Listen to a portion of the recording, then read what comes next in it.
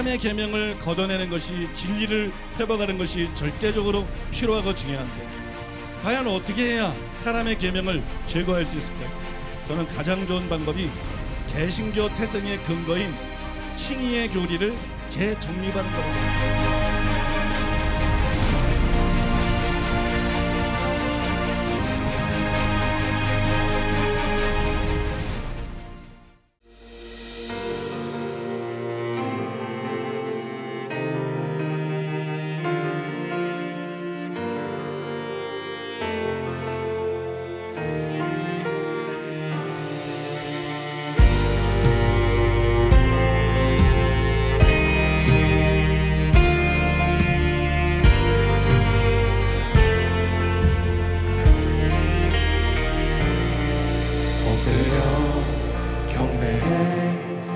십자가 발 앞에 날 향한 그 자비 이제는 더 이상 정죄함 없으리 날 덮는 그 보혈 주의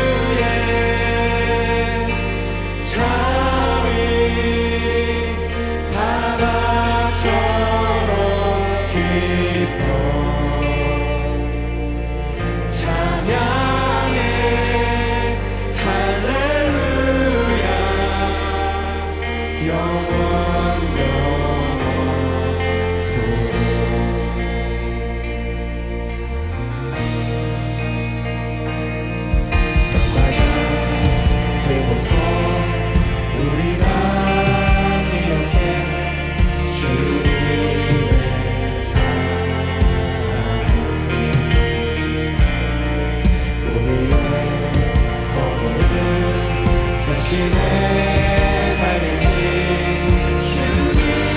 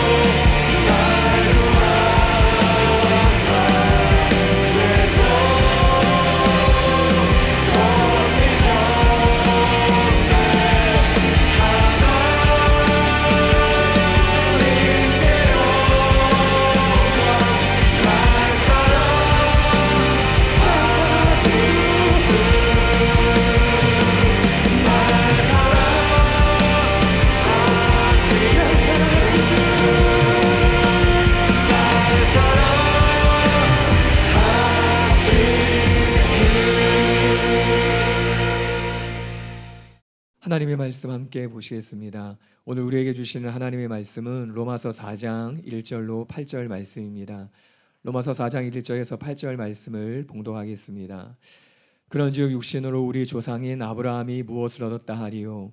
만일 아브라함이 행위로서 의롭다 하심을 받았으면 자랑할 것이 있으려니와 하나님 앞에서는 없느니라. 성경이 무엇을 말하느냐? 아브라함이 하나님을 믿음에 그것이 그에게 의로 여겨진 바 되었느니라. 일하는 자에게는 그 삭시 은혜로 여겨지지 아니하고 보수로 여겨지거니와 이를 아니할지라도 경건하지 아니한 자를 의롭다 하신 이를 믿는 자에게는 그의 믿음을 의로 여기시나니 일한 것이 없이 하나님께 의로 여기심을 받은 사람의 복에 대하여 다윗이 말한 바 불법이 사함을 받고 죄가 가려짐을 받은 사람들은 복이 있고 주께서 그 죄를 인정하지 아니하실 사람은 복이 있도다 함과 같으니라. 아멘. 이제 담임 목사님께서 나오셔서 로마서 4장 1절로 8절에 기초한 왜곡된 의의 교리 바로잡기 이런 제목으로 하나님 말씀 선포해 주시겠습니다. 오늘은 로마서 4장 1절에서 8절의 말씀을 본문으로 로마서 4장 1절에서 8절에 기초한 왜곡된 칭의의 교리 바로잡기 혹은 거짓 칭의의 교리 바로잡기 또는 이단적인 칭의의 교리 바로잡기 이런 제목으로 하나님의 말씀을 나누겠습니다. 요즘 우리가 창세기 15장 6절을 살펴보고 있어요. 신약에 나오는 이 칭의의 교리, 이 개신교의 복음의 뿌리가 뭐냐 그러면 창세기 15장 6절하고 하박국 2장 4절이거든요. 그래서 창세기 15장 6절이 진짜 어떤 의미인가? 그거를 이제 신약에서 신약 저자들이 3번을 인용을 했는데 그걸 인용할 때는 이해하고 인용한 것이기 때문에 이런 신약 저자들의 인용을 통해서 정말 창세기 15장 6절은 어떤 의미인가 그걸 살펴보고 있는데 지난 시간까지 갈라디아서 3장 6절에서 그 구절을 인용한 것을 우리가 살펴봤고 굉장히 흥미있는 시간이었죠. 자, 오늘은 창세기 15장 6절을 신약성경에서 두 번째 인용한 것인데요. 로마서 4장 3절 말씀이에요. 성경이 무엇을 말하느냐? 아브라함이 하나님을 믿음에 그것이 그에게 의로 여겨진 바 되었느니라. 자, 이게 두 번째 인용인데요.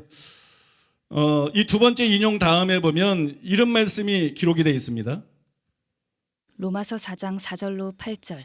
일하는 자에게는 그 삭시 은혜로 여겨지지 아니하고 보수로 여겨지거니와 이를 아니할지라도 경건하지 아니한 자를 의롭다 하시는 이를 믿는 자에게는 그의 믿음을 의로 여기시나니 일한 것이 없이 하나님께 의로 여기심을 받는 사람의 복에 대하여 다윗이 말한 바 불법이 사함을 받고 죄가 가려짐을 받는 사람들은 복이 있고 주께서 그 죄를 인정하지 아니하실 사람은 복이 있도다 함과 같으니라. 여러분 많이 궁금했던 말씀 아닌가요?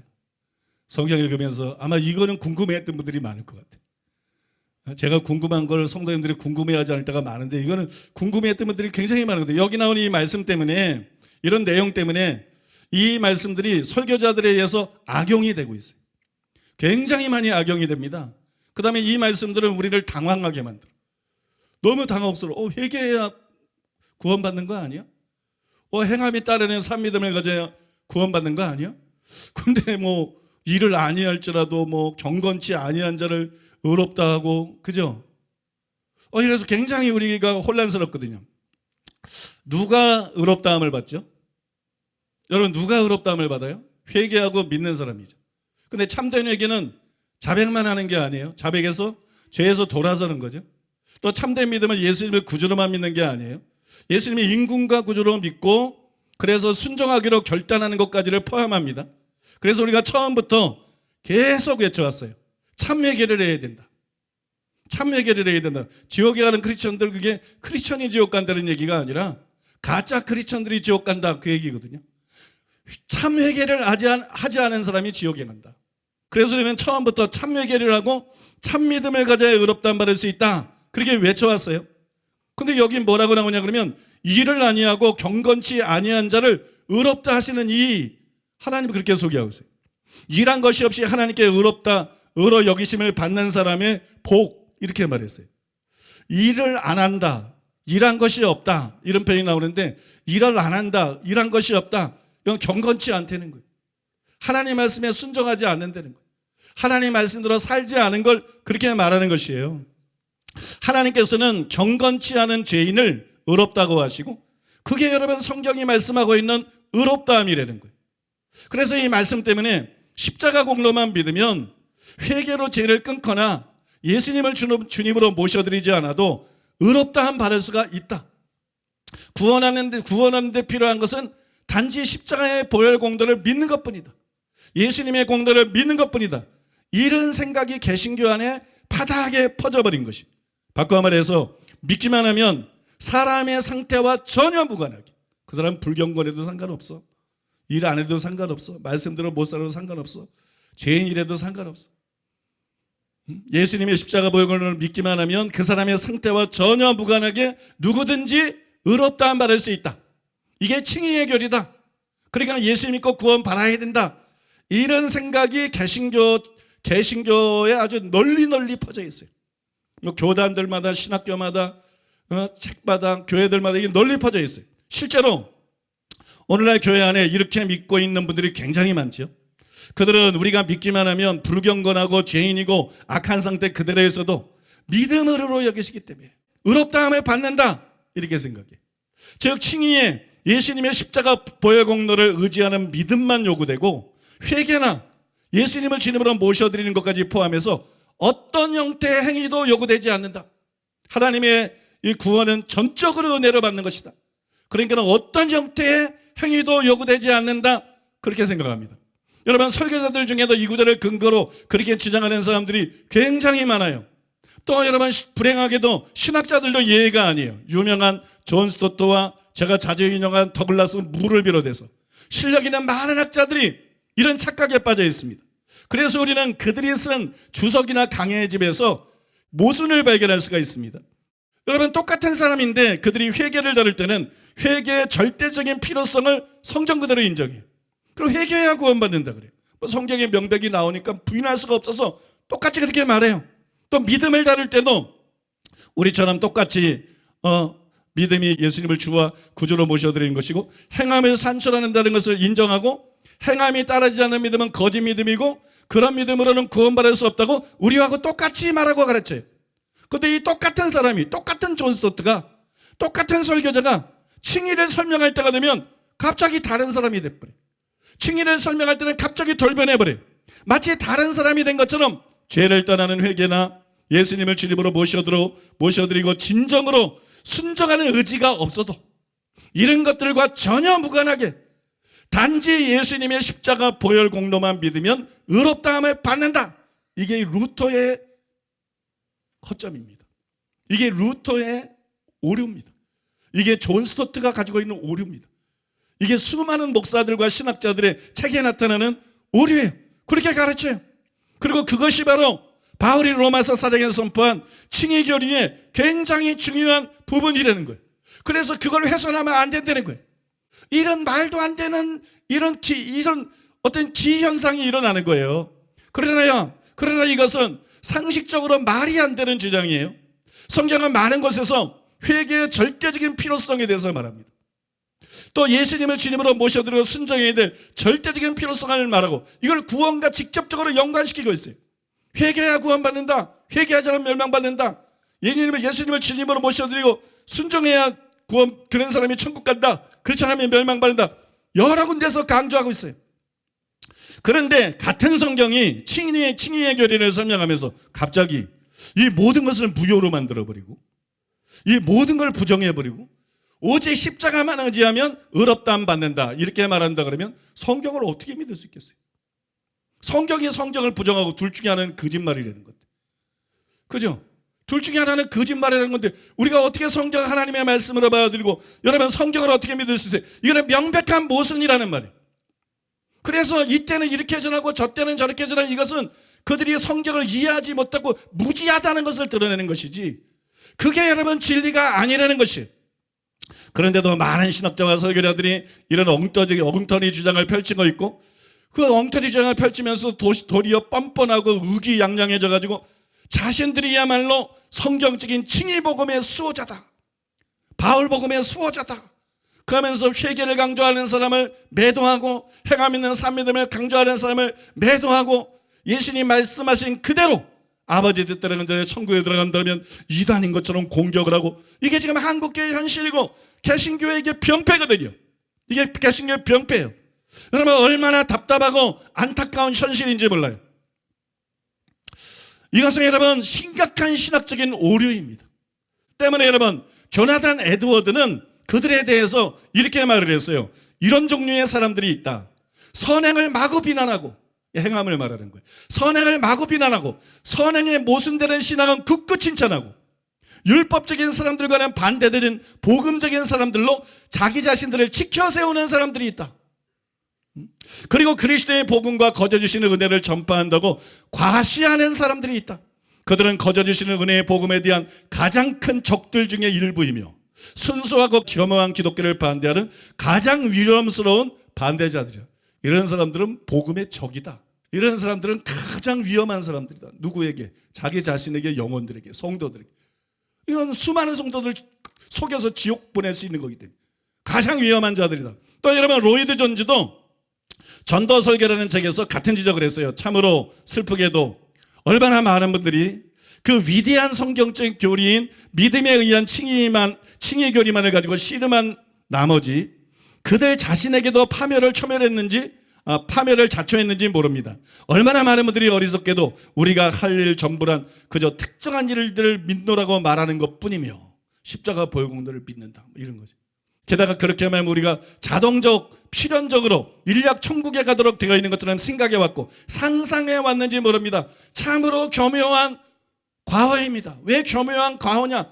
굉장히 성경적이고 굉장히 복음적인 것처럼 여러분 설교자들이, 신학자들이, 교회들이, 신학교들이 자기를 꾸미지만 여러분 이것은 성경적인 것도 아니고 복음적인 것도 아니고 이것은 성경을 왜곡한 것이고 복음의 적이 되는 것이기 때문에 참된 복음을 왜곡시키고 파괴하는 것이기 때문에 이게 여러분 참으로 교묘한 과오라는 것이. 그런데 여러분 이것이 단지 신학자와 목회자들만의 문제가 아닙니다. 이게 맹인이에요. 이렇게 가르치는 신학자, 설교자는 예수 이름으로 말하지만 착하면 착한 맹인, 인격이 훌륭하면 인격이 훌륭한 맹인, 사랑이 많으면 사랑이 많은 맹인, 못된 맹인만 못 보고 구렁텅이인도에 뒤따르는 사람이 구덩이에 빠지는 게 아니고 그 목사가 얼마나 훌륭하든지 이런 엉터리 복음을 전하면 여러분 수많은 신자들이 지옥에 갈 수밖에 없는 거예요. 믿습니까? 여러분 우리가 이런 맹인을 따르는 맹인 신자들이 너무나 많다는 거예요. 그 결과 예수님께서 만일 맹인이 맹인을 인도하면 둘이 다 구렁텅이에 빠지리라 신이 경고했음에도 불구하고 여러분 분별 없이 맹인들을 따르다가 그게 진짜 복음인 줄 알고 그렇게만 믿고 엉터리로 신앙생활하다 지옥 가는 그런 목회자나 신자들이 한둘이 아니고 부지기수라는 거예요. 교회 안에 너무 많다는 거예요. 참으로 슬프고 참담한 상황입니다. 때문에 저는 아주 어렸을 때부터 오늘 본문으로 읽은 이 말씀의 진짜 의미가 뭔지를 알고 싶었어요. 이 말씀의 진짜 의미는 뭘까?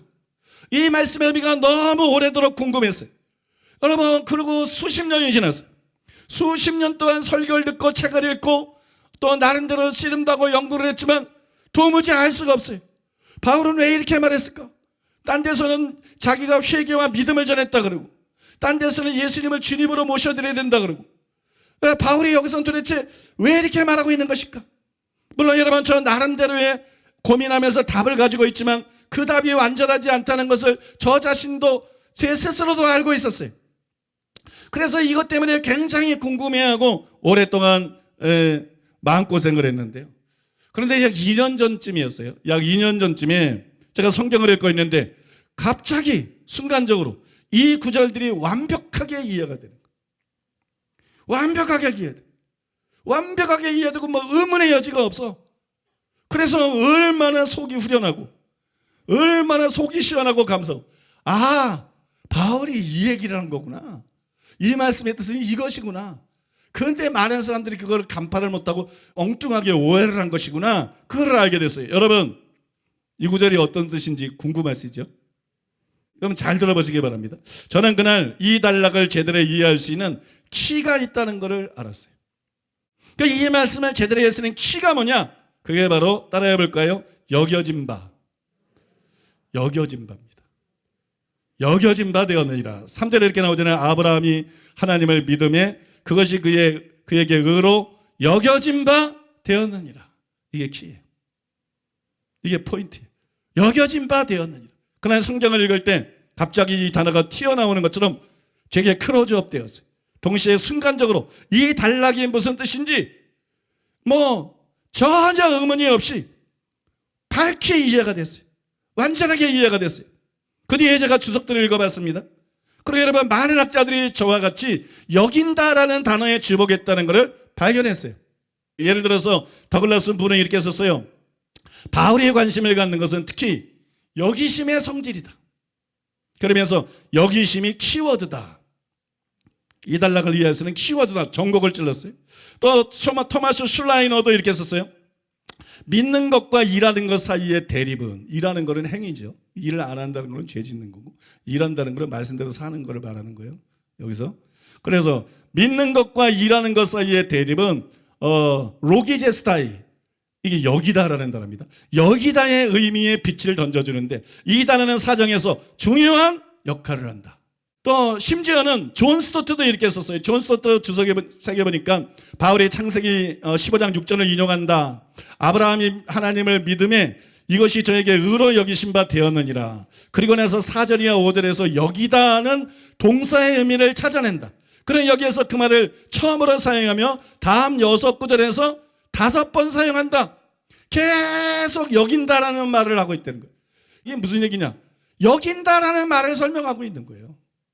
그래서 여러분, 우리는 여긴다라는 단어에 집중을 해야 돼. 그 다음에 그거를 키로 삼아야 돼. 그리고 이 단락의 참뜻이 무엇인지를 이해해야 되는데, 그런데 여러분, 참 안타깝더라고. 저는 참 안타깝게도 많은 학자들이 이 단락을 이해하는 키가 되는 것이 여긴다라는 단어인데, 이 여긴다라는 단어에 주목하고도 이 단락을 바르게 이해하는 데 실패하는 걸 보았어요. 대부분의 주석이 그렇습니다. 극히 일부를 빼는 것. 대부분의 학자와 대부분의 주석들이 여긴다라는 단어가 키워드인 걸 아는데 거기에 주목하고도 실제 해석에서는 실패하고 말았어요. 왜냐하면 교리적인 프레임 때문이에요. 항상 선입견이 문제입니다. 고정관념이 문제입니다. 여긴다가 뭐예요? 하나님이 아브라함의 믿음을 의로 여겼다, 그거잖아요. 그 여긴다잖아요. 하나님이 아브라함의 믿음을 의로 여겼다. 그러니까 여긴다라는 첫째를 맞추면서 학자들이 무슨 생각이냐면, 그러니까 율법의 행위로 의롭다 받는 것이 아니라 믿음으로 의롭다 받는다. 이거는 맞아요. 여기서 생각이 딱 끝나버린 거예요. 여기서 끝나면 괜찮게 무나 어떤 학자들은 아주 좀 병적이야.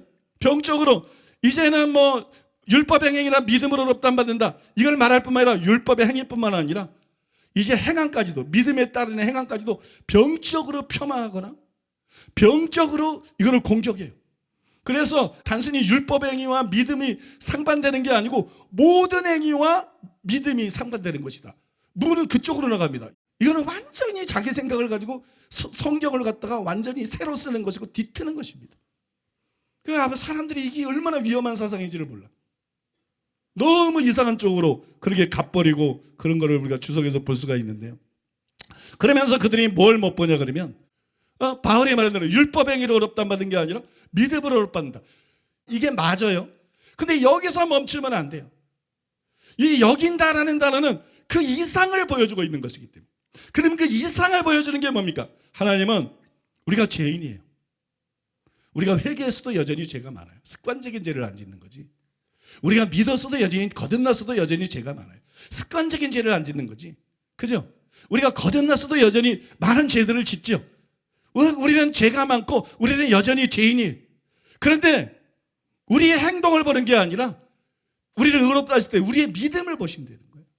그 믿음을 보시고 믿음을 의로 여기시고 그 결과가 칭의되는 거예요. 그래서 우리가 의롭다함을 받는다는 거예요. 그러니까 여기서 지금 뭘 보여주는 거냐? 이 단락은 지금 뭘 보여주는 거냐? 우리가 어떻게 하면 칭의를 받을 수 있나? 단지 이걸 보여주는 게 아니야. 율법 행위가 아니라 우리는 믿음으로 칭의를 받는 거야. 믿음으로 의롭다함 받는 거야. 단순히 그걸 보여주는 게 아니고 여기서 진짜 바울이 설명하려는 건 뭐냐?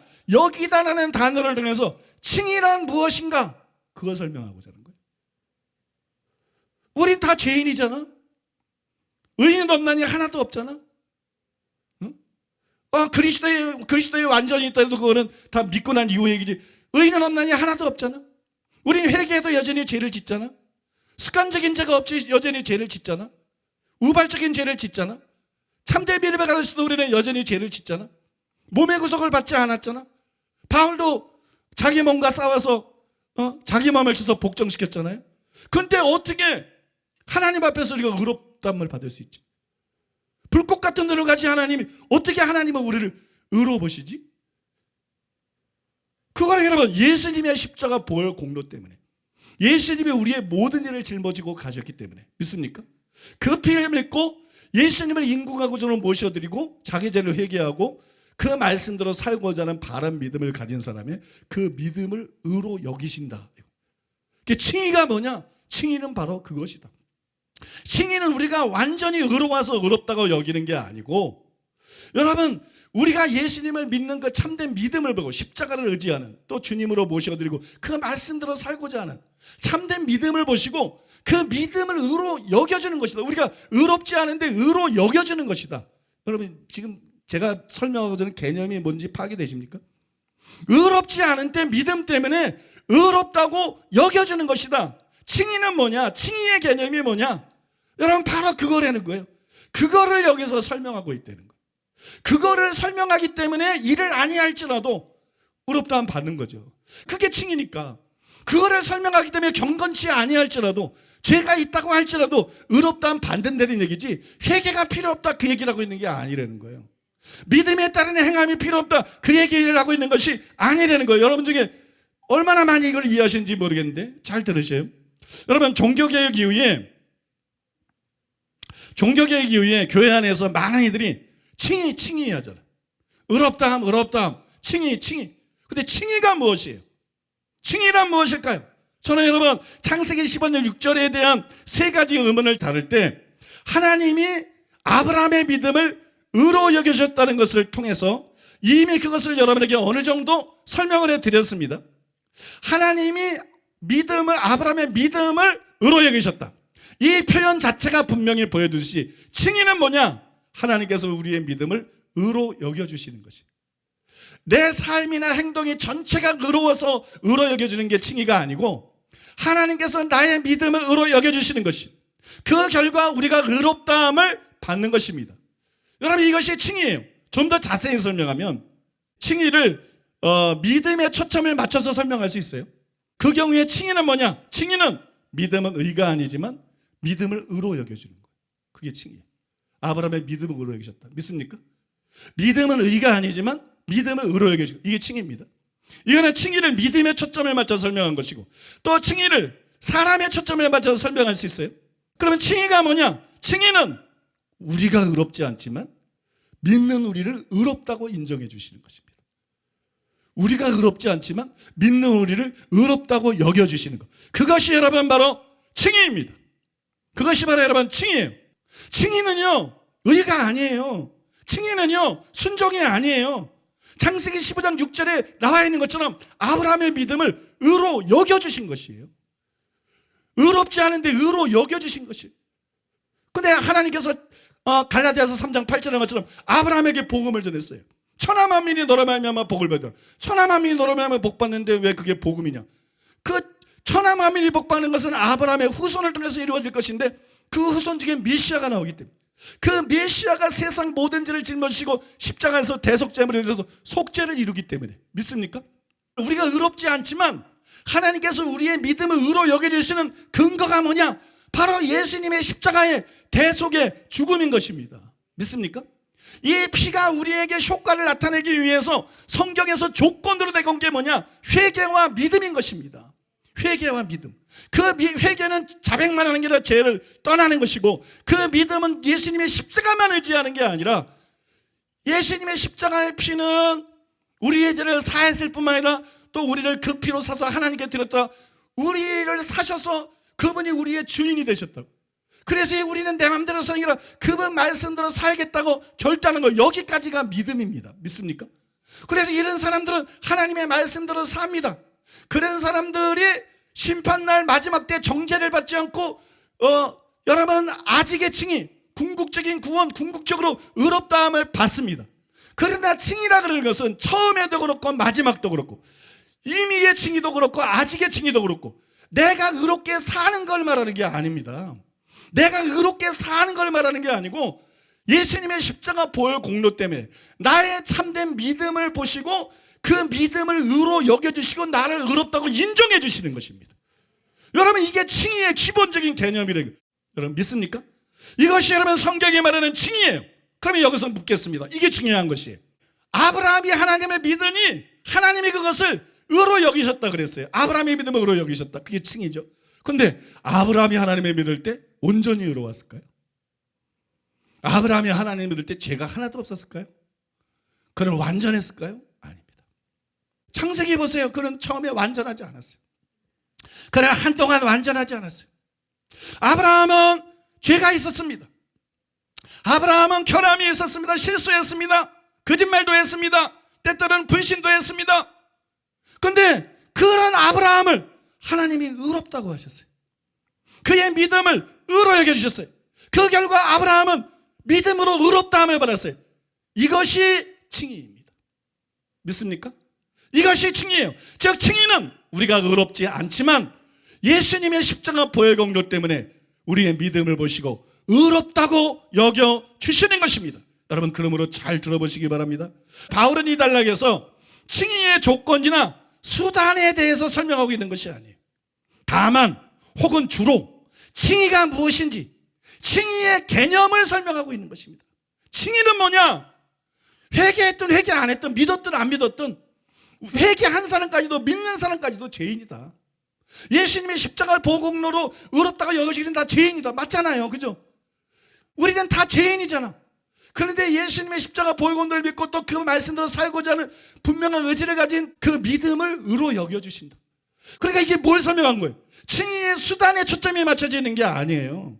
율법행위 아니라 믿음으로 받는 것, 그거 당연하지. 단지 여기에 초점 맞춰져 있는 게 아니에요. 칭의라는 것은 무엇인가? 그 개념을 설명하고 있다는 것입니다. 그렇기 때문에 여러분 칭의의 조건이나 수단에 대한 것이 죄를 얘기하는 것이나 예수님을 주님으로 모셔드려야 할 절대적인 필요성을 부인한 것이 아니라는 거예요. 왜냐하면 수단이나 조건을 말한 것이 아니라 칭의의 개념을 뭔지를 설명하고 있는 것이기 때문에 칭의의 수단이나 조건에 해당되는 회개하고 죄를 떠나야 된다. 그 다음에 예수님을 주님으로 모셔드리고 분명히 순종하고자 하는 의지와 결단이 있어야 된다. 이거를 부정한 것일 수가 없다는 걸 지금 그거를 다루고 있지 않다는 것입니다. 여러분 믿습니까? 그러니까 이 말씀을 그냥 문자적인 표현만 보고 그런 뜻으로 말하면서 우리는 십자가 보혈공로만 믿으면 돼. 뭐 회개 그랬는데 뭐 회개해서 죄 안 떠나도 돼. 뭐 믿으면 순종이 따른다는데 순종이 따르면 좋지만 예수님의 십자가 보혈공로만 믿으면 무조건 우리는 의롭다 한 거다. 이게 교회 안에 들어온 이단이라는 거예요. 이게 교회 안에 들어온 이단이고 이단 사설이라는 거예요. 여러분 믿습니까? 이제 이것을 염두에 두고 3절 이후를 보겠습니다. 4절이야 5절에서 바울이 이렇게 말했어요. 일하는 자에게는 그 삭시 은혜로 여겨지지 아니하고 보수로 여겨지거니와 이를 아니할지라도 경건하지 아니한 자를 의롭다 하시는 이를 믿는 자에게는 그의 믿음을 의로 여기시나니. 여러분 설명을 듣고 이거를 보니까 이제 이게 보이지 않나요? 이것은 앞에서 설명해드린 3절과 같은 의미예요. 칭의가 의롭지 않은 자를 의롭다고 여겨주시는 것이라고 말하고 있는 내용입니다. 3절도 지금 이 4절 5절도 똑같은 내용이에요. 칭의는 다른 게 아니라 의롭지 않은 자를 그 믿음을 보시고 의롭다고 여겨주시는 것이다. 믿습니까? 칭의는 이런 것입니다. 그러므로 바울이 일하는 자에게는 그 삭스는 은혜로 여기지 아니하고 보수로 여기냐 일을 아니할지라도 경건하지 아니한 자를 의롭다 하시는 믿는 자에게는 그의 믿음을 의로 여기시나니. 이게 맞는 말입니까? 맞는 말입니까? 맞는 말이죠. 100% 맞는 말이에요. 칭의는 그런 거니까. 믿습니까? 우리가 뭐 말씀대로 다 의롭게 살고 우리가 죄가 없고 그래야 의롭다함을 받는 게 아니고 회개를 했어도 죄가 있는 것이고 참이됨에 가려서도 죄가 있는 것이고 거듭나서도 죄가 있는 것이고 여러분 그렇지 않습니까? 그러니까 여러분 믿음을 의로 여기신다. 이건 칭의를 설명한 것이고 이 표현은 전적으로 옳은 것이 그러나 회개를 부정하는 것이 아니죠. 그러나 예수님을 주님으로 영접하고 순종하자는 의지를 갖는 게 필요한 걸 부정하는 것이 절대로 아니죠. 여러분 바울은 이 구절들 뿐만이 아니라 이 단락 우리가 본문으로 읽은 1절이야 8절 이 단락 전체에서 바로 그것을 설명한 것이 다른 걸 설명한 것이 아니라 바로 그것을 설명한 거예요. 실제로 바울은 3절에서 처음으로 의로 여겨진 바 되었느니라 이렇게 말하고 난 다음에 5절에서도 믿음을 의로 여기시나니 9절에서도 믿음이 의로 여겨졌다. 그 다음에 11절에서도 그들도 의로 여기심을 얻게 하려 하심이라 라고 여긴다라는 단어를 계속 반복합니다. 왜? 여겨주는 게 칭이니까. 나는 의롭지 않은데 의롭다고 여겨주는 게 칭이니까. 이해되세요, 여러분? 여겨주는 게 칭이니까. 이 단락의 강조점은 바로 여긴다는 것입니다. 때문에 이를 아니할지라도 경건치 아니한 자를 의롭다 하시니라는 표현은 회개하지 않거나 예수님을 구주로 믿고 임금으로 모셔드리지 않아도 십자가 공로만 믿으면 의롭다 안 받는다. 이 루터식의 얘기가 아닙니다. 믿습니까? 이런 얘기가 아닙니다. 그런 뜻이 아닙니다. 아브라함이 하나님을 믿으니 그의 믿음을 하나님께서 의로 여기신 것처럼 우리가 온전히 의로운 것은 아니지만 회개하고 예수님을 인구가 구주로 모셔드리면 십자가 보혈 공로로 의롭다고 여겨주신다. 이 칭의의 기본적인 뜻을 설명한 것입니다. 여러분 이해되시죠? 여러분 본문은 바로 그것을 설명한 것이. 여러분 이제 다음으로 우리가 주목해야 될 것은요, 바울이 다윗이 회심할 때가 아니라 왕이 된 후에 쓴 회개시를 인용했다는 거예요. 읽어볼까요? 로마서 4장 6절로 8절. 이란 것이 없이 하나님께 의로 여기심을 받는 사람의 복에 대하여 다윗이 말한 바 불법이 사함을 받고 죄가 가려짐을 받는 사람들은 복이 있고 주께서 그 죄를 인정하지 아니하실 사람은 복이 있도다 함과 같으니라. 바울이 칭의를 설명하면서 다윗이 회심할 때가 아니라 회심하고 나서 한참 뒤에 여러 해가 지난 후에 왕이 되고 난 다음에 죄를 짓고 회개할 때 쓴 회개시를 인용하면서 칭의를 설명했어요. 칭의는 예수님을 처음 믿을 때 받는 거 아니에요? 그죠? 예수님을 처음 믿을 때, 회개하고 믿을 때 칭의를 받는 거 아니에요? 아브라함도 그랬잖아. 응? 여러분 갈라디아 3장 6절도 그렇고 오늘 로마서 4장 3절도 그렇고 다 창세기 15장 6절을 인용한 거잖아. 그때 아브라함이 의롭다 안 받은 게 아니잖아. 15장에서 의롭다 안 받은 게 아니라 아브라함이 처음 믿고 의롭다 안 받은 것은 12장이잖아. 그런데 우리가 처음 믿을 때 의롭다 안 받는 건데 왜 자꾸 바울은 믿고 난 후에 아브라함을 얘기를 할까요? 예로 들까요? 그것뿐만 아니라 지금 이제 믿고 나서 한참 뒤에 다윗을 예로 들까요? 다윗의 회개시가 그때 의롭다 안 받은 게 아니잖아. 그죠? 근데 왜 다윗의 시를 예로 들었을까요? 저는 오래전부터 이게 때문에 너무 혼란스러워요. 성경을. 그가 너무 궁금했어요. 그런데 여러분 더글라스 무의 설명에 그 답이 들어있어요. 더글라스 무가 이렇게 말했어요. 다윗의 말은 시편 32편 1절에서 2절 전반절에서 딴 것이다. 바울이 2절을 인용하는 이유 중에 하나는 거기에 키워드인 여기다가 있기 때문이다. 구약의 절들을 단어의 병행에 입각해서 관련시키는 것은 유대교의 주석에서 흔히 쓰이는 기술이었다. 그러니까 성경이 원래 구약 성경이 있었고 유대인들이 구약 성경을 본래 해석하는 방식이 있는 거거든요. 근데 유대교의 랍비들이나 유대교의 설교자들은 이게 꼭 시간이 맞아야 인용하고 그러는 게 아니고 내가 지금 초점이 여기다잖아. 이 여기다라는 단어가 있으면 그걸 가지고 이걸 설명을 하는 거야. 그게 유대교의 원래 성경 해석법이에요. 그걸 갖다가 뭐라 그러냐면 게제라 세와라 그래. 게제라 세와. 우리는 그런 식으로 성경 인용을 안 하잖아. 근데 유대인들은 전통적으로 그런 식으로 성경 인용을 했고 그런 식으로 설명을 했어요. 바울도 유대인이잖아. 바울은 이 게제라 세와라는 그 유대교의 해석 방식, 설명 방식을 그대로 여기서 따온 것이에요. 여러분 이 기술을 권영경 교수님도 언급을 했는데 그분의 글을 보게 되면 다윗의 시를 인용한 이유뿐만 아니라 왜 이 다윗의 시를 지금 바울이 인용했는지 그 목적까지 잘 보여줬어요. 바울은 다윗의 시편을 인용한다. 불법이 용서되고 죄가 가려진 사람은 행복하다. 주께서 그 사람의 죄를 죄로 간주하지 않을 사람은 행복하다. 바울이 이 시편을 인용하는 것은 여기에서도 간주하다라는 전략적인 동사가 나타나기 때문이다. 칭의가 자격 없는 자들을 그냥 의롭다고 여겨주는 행동임을 부각시키기 위한 것이다. 일견 이 부분의 논증은 칭의가 도덕적 행위와 무관하다는 주장처럼 들릴 수 있다.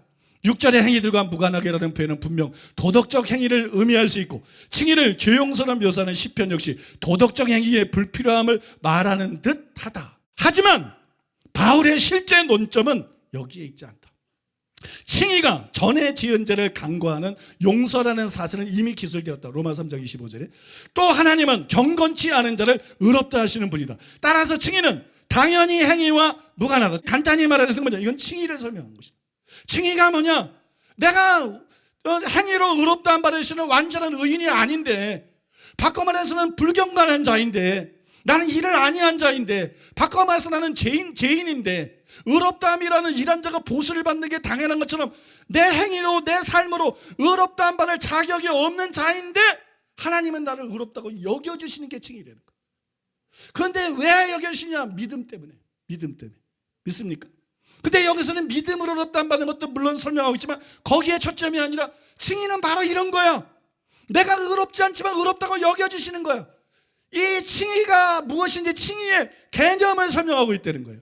그러니까 이걸 근거 가지고 아무 회개 안 해도 돼. 그런 식으로 여러분 이 말씀을 이해하는 것, 이 말씀을 해석하는 것은 대단히 잘못된 것이라는 것을 우리가 이걸 통해서 알 수가 있는 것이에요. 여러분 이해하셨습니까? 이해하셨죠? 바울이 다윗의 시를 인용한 것은 칭의를 설명하기 위해서 창세기 15장 6절을 인용한 것과 같은 이유였어요. 이유가 같습니다. 왜 인용했어요? 창세기 15장 6절을 왜 인용했어요? 믿음을 의로 여기신다. 그죠? 여기 마찬가지예요, 여러분. 믿음을 의로 여기신다는 것을 설명하기 위해서 다윗의 시도 인용한 것이에요. 그러므로 이 단락에 나오는 일을 안 하고 혹은 경건치 않다는 것은 회개를 하지 않고 예수님의 임금으로 모셔드리지 않은 상태를 뜻하는 것이 아니라는 것이. 지금까지 평생 죄인으로 살아온 죄 많은 죄인이고 또 지금도 율법행위로는 의롭다함 받을 수 없는 큰 죄인이지만 회개하고 믿으면 의로 여겨주시기 때문에 이 말을 한 것이지요. 그러므로 이 단락을 회개하지 않고 예수님을 주님으로 모셔드리지 않아도 십자가 보혈공로만 믿고 의지하면 의롭다함 받을 수 있다는 뜻으로 이해하는 것은 이 말씀에 대한 명백한 곡해고 여러분 대단히 잘못된 것이라는 거예요. 이외에도 이 단락은 결코 회개나 믿음에 따라야 될 행함을 부정한 것이 아니라는 저의 견해를 뒷받침해 주는 것이 있어요. 지금 설명해 드린 것 외에도 저의 견해를 뒷받침해 주는 것인데 그것이 바로 방금 전에 말한 바울이 인용한 다윗의 시예요. 이게 또 왜 뒷받쳐 주느냐? 여기에 여긴다는 단어뿐만이 아니고 이게 뒷받쳐지는 이유는 이 시가 회개시이기 때문에 바울이 칭의를 설명하기 위해서 인용한 시 자체가 회개시예요. 회개시. 아브라함에 대해서 창세기 11장 6절을 인용한 것은 믿음에 대한 것이었고 시편을 인용한 것은 회개시예요. 그러므로 계속 습관적인 죄를 짓는데 그 죄가 가리워진다, 의로 여겨주신다 이런 말을 하고 있는 것은 아니라는 거예요. 그럴 수가 없다는 거예요. 만약에 습관적인 죄를 계속 짓고 있다면 회개 안 한 거죠. 또 예수님을 주님으로 모셔드리지 않은 것이죠. 당연히 그런 사람은 의롭다함을 받을 수가 없습니다. 그러므로 이 단락은 습관적인 죄를 계속 지어도 믿기만 하면 죄가 가리워지고 의롭다함 받는다, 절대로 그런 뜻이 아니고 그런 의미일 수가 없다는 것이에요. 또한 다윗의 시가 회개시지만 사도 바울이 이것을 인용했다는 점은 그가 주장한 믿음에 회개가 전제되어 있다는 것을 암시하는 거예요. 이해가 되십니까? 그가 주장한 믿음에 회개가 당연히 전제되어 있다는 것을 암시하신 것이고 동시에 회개와 같은 맥락의 믿음, 즉 바울이 주 예수를 믿어라. 예수 믿으면 좀 구원받으라. 예수님이 너의 주님이시다. 내 입으로 예수를 주로 시인하며 마음으로 예수님을 주로 진짜 인정하기 때문에 입으로 신앙 고백. 이 신앙 고백을 말하는 거거든. 신앙이라는 게 뭐예요? 내가 마음으로 믿은 거, 내가 마음으로 진실하게 믿고 받아들인 거, 그걸 입으로 고백하는 거, 그게 신앙 고백 아니에요? 그러니까 주 예수를 믿으라 혹은 내 입을 예수로 주로 시인하며 말한 그 예수님을 주님으로 모셔드리는 믿음이 필요하다는 것을 암시하는 것이기도 하다는 거예요. 바울이 회개신 걸 알면서 인용했어요. 왜냐하면 그가 요구하는 믿음은 당연히 회개가 전제한 믿음이기 때문에 그걸 인용할 수가 있는 거예요. 그러면 회개는 다윗이 죄에서 떠난 것처럼 주님으로 모셔드리고 또 그런 믿음을 가져야 된다는 게 여기에 또 역시 암시가 되어 있다는 거예요. 바꿔 말해서 칭의의 조건으로 로마서 6장 17절에 나오는 마음으로 순종하는 것이 필요하다는 것입니다. 거기 마음으로 순종하여 그게 구원의 조건으로 나옵니다. 너희는 본래 죄의 종이더니 이렇게 되어 있어요. 너희가 본래 죄의 종이더니. 본래 구원받은 사람은 아무도 없어. 문맥을 보더라도 본래 죄의 종은 뭐야? 구원받지 못한 사람입니다. 너희가 본래 죄의 종이. 우리가 너희에게 전하여 준 바 교훈의 본을 마음으로 순종하여. 잘 들으세요. 불신자요. 구원받지 못한 자요. 본래 죄의 종. 그런데 사도 바울이나 하나님의 종들이 너에게 저는 교훈의 본을 마음으로 순종하여 죄에게서 해방되어 죄의 종이었어. 근데 죄에게서 해방이 됐어. 의에게 종이 되었느니라. 이거는 성화를 말하는 게 아니야. 구원을 말하는 거야. 믿습니까? 근데 우리가 구원을 어떻게 받아요? 마음으로 순종해야 구원을 받습니다. 마음으로 믿는 믿음 안에 마음으로 순종하는 게 포함이 되어 있는 거야. 마음으로 순종하는 게 없으면 마음으로 믿는 믿음이 아니야. 그건 믿음이 아니야. 바울이 말한 믿음은 믿어 순종케 하는 믿음이야. 로마서 1장에 나오는 1장. 근데 마음으로 순종하는 게 없으면 순종이 안 나타나. 믿어도 순종이 안 나타나. 야고보가 말한 믿노라고 행함이 없는 믿음이 되어버리고 그 믿음은 자기를 구원하지 못해요. 그 마음으로 순종하는 게 뭐냐? 내가 예수님을 믿어요. 그 믿음은 단순히 믿음이 아니야. 그 믿음은 순종이야. 그 믿음이 순종이야. 이게 무슨 얘기인지 아세요, 여러분? 내가 예수를 믿어. 그럼 죄를 회개해야 돼. 예수님의 십자가 보혈 공로를 믿고 내가 회개하면 그 죄를 용서받을 수 있는 걸 믿기 때문에 죄를 회개합니다. 근데 죄를 회개한다는 건 뭐야? 내가 더 이상 죄를 짓지 않겠다는 거야. 나는 이제 말씀대로 살겠다. 결단을 하잖아요. 이게 마음으로 순종하는 거야. 내가 예수님을 주님으로 믿어. 그게 믿음이야. 근데 예수님의 인군과 구주를 믿어야 돼. 예수님의 십자가 보혈 공로를 의지하고 예수님을 믿어. 그뿐만 아니라 그 피로 나를 용서하시고 내 죄를 다 해결하시고 그 피로 나를 사신 그분을 나의 주인으로 모셔드리고 나는 이제 내 마음대로 살지 않고 아버지 뜻대로 살겠다. 이 결단을 해야 이게 참된 믿음이야. 이해되세요, 여러분? 이 결단이 없으면 가짜 믿음이야. 그 결단이 뭐예요? 마음으로 순종하는 거예요. 믿음이 단순히 순종을 낳는 게 아닙니다. 믿음과 순종은 처음부터 함께 가는 것입니다. 사랑하는 여러분, 율법의 행위가 아니라 믿음으로 의롭다함을 받는다. 교회 안에 널리 퍼져있는 이것은 100% 진리입니다. 우리는 율법의 행위로 의롭다함 받는 거 아니에요. 우리는 믿음으로 의롭다함을 받습니다. 그런데 이거는 하나야. 하나만 알고 둘을 모르면 안 돼. 우리가 알아야 될 두 번째 게 뭐냐? 죄를 회개하고 예수님의 인구가 구주로 모셔드려야만 의롭다함 받는다는 것입니다. 믿습니까?